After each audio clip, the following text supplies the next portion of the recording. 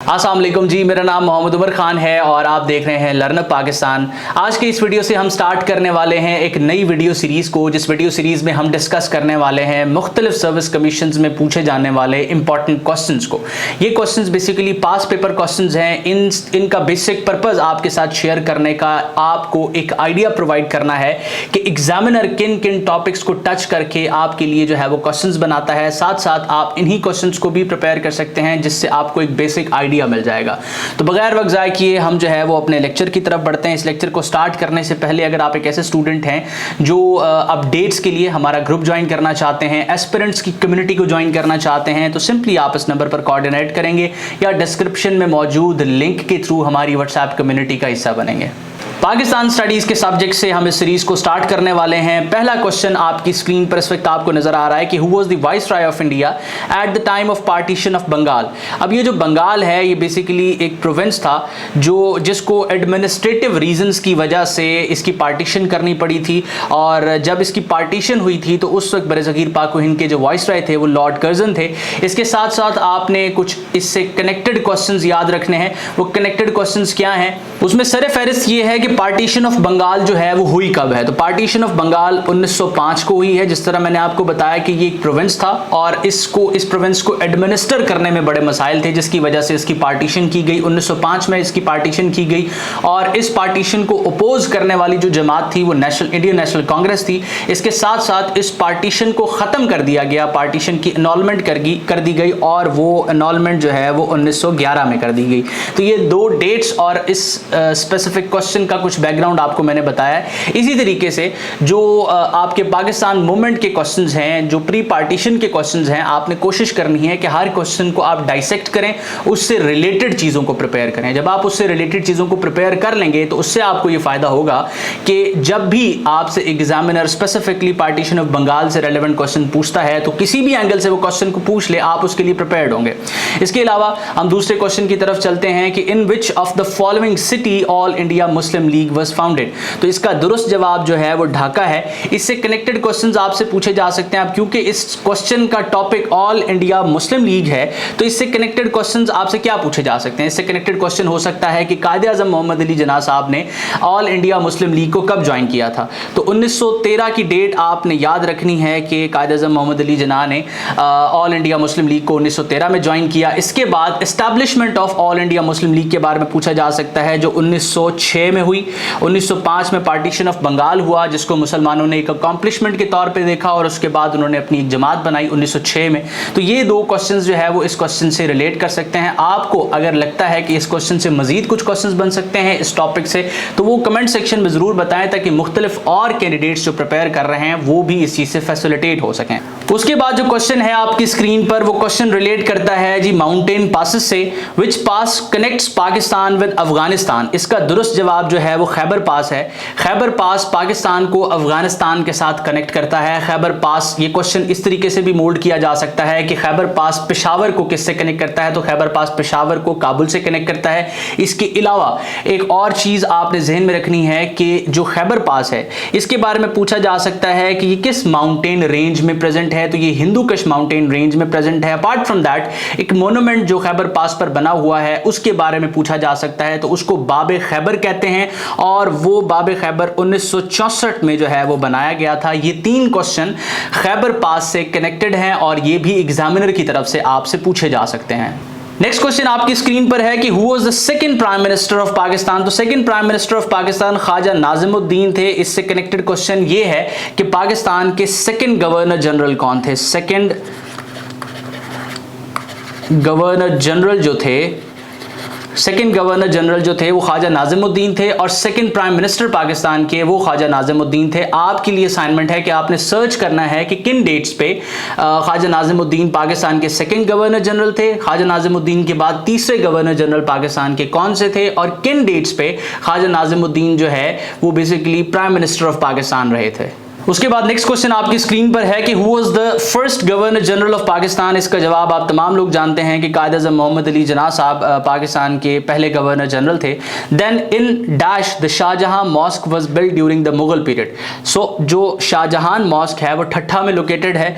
इसके अलावा first Mughal emperor के बारे में आपसे पूछा गया है, तो फर्स्ट मुगल एम्परर जो है वो बाबर थे। उसके बाद आपके सामने क्वेश्चन है कि who is entitled as Mohsin Pakistan. Mohsin Pakistan का जो खिताब है वो डॉक्टर अब्दुल कदीर खान साहब से रिलेटेड है। उसके बाद which Mughal emperor built the Agra fort. ठीक है, आगरा फोर्ट के बारे में पूछा जा रहा है, तो आगरा फोर्ट भी जो है वो अकबर ने बनाया है। उसके बाद fort Munro the hilly area of Kohe Sulaiman mountain is present in. अब फोर्ट मनरू के बारे में पूछा जा रहा है। एक क्वेश्चन यहां से ये भी बनाया जा सकता है कि फोर्ट मनरू जो डीजी खान में लोकेटेड है, डेरा गाजी खान में लोकेटेड है, वो किस माउंटेन रेंज में प्रेजेंट है। तो माउंटेन रेंज जो है वो कोहे सुलेमान है। और यहां पर स्पेसिफिकली उसने क्वेश्चन पूछा है कि कोहे सुलेमान में जो फोर्ट मनरू एक हिली एरिया लोकेटेड है वो प्रेजेंट है डेरा गाजी खान के डिस्ट्रिक्ट में। उसके बाद आपके सामने क्वेश्चन आता है कि what document was firstly drafted to pace the constitution making process. So objective resolution 1949 को लियाकत अली खान साहब की तरफ से जो पेश किए गए थे। अब ये 3 क्वेश्चंस मैंने आपको बता दिए जिनका बेसिक पर्पस था कि जो कॉन्स्टिट्यूशनल मेकिंग का प्रोसेस है, एक तो उसको पेसअप किया जाए, दूसरा आपका जो कॉन्स्टिट्यूशन था, पाकिस्तान का पहला कॉन्स्टिट्यूशन था, वो किन बेसिस पे बनाया जाएगा, उसकी जो है वो उसमें स्टेट का स्ट्रक्चर क्या होगा। ये तमाम जो गाइडलाइंस दी गई थी वो ऑब्जेक्टिव रेजोल्यूशन के अंदर दी गई थी। इसके अलावा आफ्टर हाउ मेनी इयर्स, अब ये क्वेश्चन भी उससे कनेक्टेड है कि after how many years Pakistan got it first constitution. Pakistan को अपना पहला आइन हासिल करने में कितना अरसा दरकार था, कितना अरसा लगा था, तो वो 9 साल का अरसा था। 1947 से लेके 1956 में पाकिस्तान का पहला आइन था। पाकिस्तान का दूसरा आइन जो आया वो 1962 में आया। पाकिस्तान का तीसरा आइन जो आया वो 1973 में आया, जो कि इस वक्त मौजूदा आइन है। उसके बाद जो है वो आप क्वेश्चन अपनी स्क्रीन पर देख सकते हैं कि which neighbour country of Pakistan is landlocked. So Pakistan की नेबरिंग कंट्रीज में कौन सा ऐसा कंट्री है जो लैंडलॉक्ड है, तो वो अफगानिस्तान है। इससे रिलेटेड एक और क्वेश्चन भी आ सकता है कि कुल लैंडलॉक्ड कंट्रीज पूरी दुनिया में कितने हैं। तो 44 ममालिक ऐसे हैं पूरी दुनिया में जो लैंडलॉक्ड हैं, जो जिनका कोई भी जो है वो हिस्सा बेसिकली जो है वो समंदर के साथ नहीं लगता। तो इन 4 ऑप्शंस में से जो दुरुस्त जवाब है वो अफगानिस्तान है, क्योंकि अफगानिस्तान एक लैंडलॉक्ड कंट्री है। Then who was the first viceroy of India. So first viceroy of India lord Canning थे। देन आपकी स्क्रीन पर आपको क्वेश्चन नजर आ रहा है कि which Mughal emperor built Attock fort. तो इसका दुरुस्त जवाब जो है वो अकबर है। उसके बाद आप क्वेश्चन देख रहे हैं अपनी स्क्रीन पर कि sir creek is a 96 kilometre long strip of water.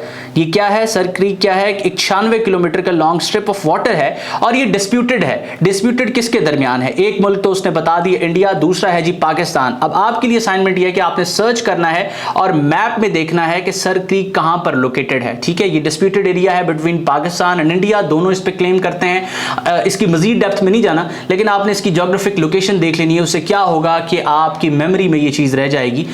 Then आपके सामने जो क्वेश्चन आ रहा है कि which Mughal emperor transferred the Mughal capital from Agra to Delhi. Agra से दिल्ली की तरफ जो है वो मुगल कैपिटल किसने शिफ्ट किया था, तो इसका दुरुस्त जवाब जो है वो शाहजहां है। अब इससे रिलेटेड एक क्वेश्चन पूछा जा सकता है कि मुगल कैपिटल को आगरा से दिल्ली की तरफ कब शिफ्ट किया गया, तो इसका दुरुस्त जवाब है 1638 में मुगल कैपिटल को शिफ्ट किया गया आगरा से दिल्ली की तरफ। उसके बाद हम नेक्स्ट क्वेश्चन की तरफ बढ़ते हैं कि which pass connects Chitral with Badakhshan province. तो इसका दुरुस्त जवाब जो है वो दोरा पास है।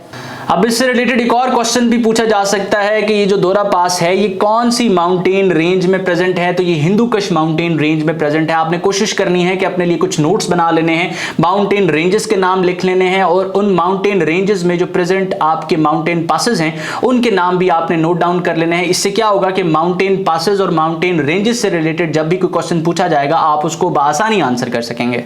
उसके बाद आप क्वेश्चन देख सकते हैं अपनी स्क्रीन पे कि Quaid Azam Mohammad Ali Jinnah resign from Congress in the year 1920। 1920 में ऑल इंडिया नेशनल कांग्रेस से जो है वो कायद आज़म मोहम्मद अली जिन्ना साहब ने रिजाइन दे दिया था। 1913 में इन्होंने ज्वाइन किया था ऑल इंडिया मुस्लिम लीग को और इसके साथ साथ वो उस वक्त मेंबर भी थे इंडियन नेशनल कांग्रेस के। 1913 से 20 तक वो नेशनल कांग्रेस के मेंबर भी रहे थे और ऑल इंडिया मुस्लिम लीग के मेंबर भी थे। इसके साथ साथ 1920 में उन्होंने नेशनल कांग्रेस को छोड़ दिया था। अब इस दौरान 1913 से 1920 के दरमियान एक सिग्निफिकेंट इवेंट है लखनऊ पैक्ट, जो कि कायद-ए-आज़म की वजह से हुआ, कायद-ए-आज़म मोहम्मद अली जिन्ना साहब की वजह से हुआ, और उसी पैक्ट की वजह से सरोजनी नायडू की तरफ से हिंदू मुस्लिम यूनिटी का एम्बेसडर कहा गया कायद-ए-आज़म मोहम्मद अली जिन्ना साहब को। लखनऊ पैक्ट उसकी रीजन थी।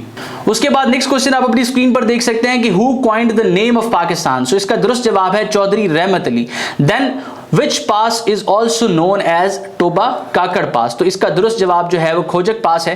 देन आपके सामने एक नेक्स्ट क्वेश्चन है कि असबाब Baghawat Hind was written by, Asbab Baghawat Hind was written by sir Syed Ahmad Khan. Then आप क्वेश्चन देख सकते हैं India is on which side of Pakistan. India is on eastern side of Pakistan. Next question आपकी स्क्रीन पर है कि when did Quaid Azam Mohammad Ali Jinnah joined All India Muslim League. तो इसका दुरुस्त जवाब 1913 है। इससे रिलेटेड फैक्ट्स मैं आपको प्रीवियसली बता चुका हूं। Then in which year did Mohtarma Fatima जना कंटेस्टेड द प्रेसिडेंशियल इलेक्शन। 1965 में मोहतरमा फातिमा जना ने प्रेसिडेंशियल इलेक्शन कंटेस्ट किया था। किसके अगेंस्ट किया था? अयूब खान के अगेंस्ट किया था। उसके बाद सिंध-ताश agreement took place during the rule of Ayub Khan. हुआ कब था? 1960 में था। सिंध-ताश मुआहिदे को हम इंडस वाटर ट्रीटी भी कहते हैं। किसके दरमियान हुआ था? पाकिस्तान और इंडिया के दरमियान हुआ था। किसकी वजह से हुआ था? किसने इसको ब्रोकर किया था? वर्ल्ड बैंक ने इसको ब्रोकर किया था। देन आप क्वेश्चन देख सकते हैं कि कायद आजम प्रेजेंटेड हिज 14 पॉइंट्स इन 1929। इससे कनेक्टेड इवेंट्स कौन से हैं? इससे कनेक्टेड इवेंट्स हैं आपके साइमन कमीशन 1926, उसके बाद दिल्ली मुस्लिम प्रपोजल 1927, उसके बाद नेहरू रिपोर्ट 1928, देन जिन्ना के 14 पॉइंट्स 1929, उसके बाद खुतबा इलाहाबाद 1930, देन 1930 से 1932 के दरमियान होने वाली राउंड टेबल कॉन्फ्रेंसेस। उसके बाद क्वेश्चन देख सकते हैं the Masjid Jahan Numa commonly known as the Jama Masjid of Delhi was build by. So it was build by Shah Jahan. इसका दुरुस्त जवाब ये है। तो मैं उम्मीद करता हूं ये वीडियो आपके लिए हेल्पफुल रहा। अपना बहुत सारा ख्याल रखें। इस तरह की मजीद वीडियोस देखने के लिए लर्न पाकिस्तान को सब्सक्राइब करें और हमारे व्हाट्सएप ग्रुप को ज्वाइन करें। अल्लाह आपका हामी नासिर हो। हमेशा आप तमाम स्टूडेंट्स की कामयाबी के लिए दुआ गो। उमर खान और उसकी टीम। अल्लाह हाफिज।